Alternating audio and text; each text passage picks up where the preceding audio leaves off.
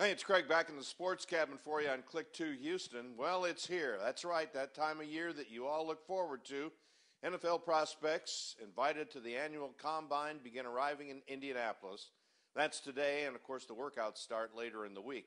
The combine has always been in Indianapolis, and there's a reason for that. Of all the NFL towns around, Indianapolis has the most combines. And by that, I mean the farm equipment that's used in the harvest of grain, like wheat, barley, oats, etc. And I'm told the etc. this year is especially good. Now, this combine business might have made it to Chicago from one time or another, but you see, in Chicago, all the combines are in downstate Illinois. Downstate is what anything south of Archer Avenue is called in Chicago. The farm combine machine was invented to modernize the harvest, and the NFL combine does exactly the same thing. The machine does one thing that is absolutely demanded by the NFL. It separates the wheat from the chaff. And it isn't cheap to do that in either case. I looked this up.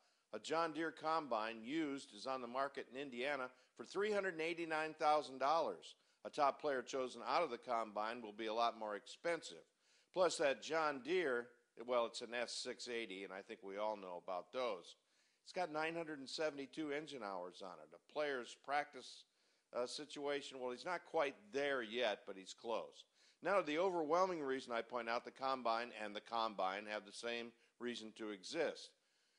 To define a farm combine, it's pretty simple. It reduces the population engaged in agriculture. And the NFL combine does exactly the same thing. It reduces the population involved in the NFL football game.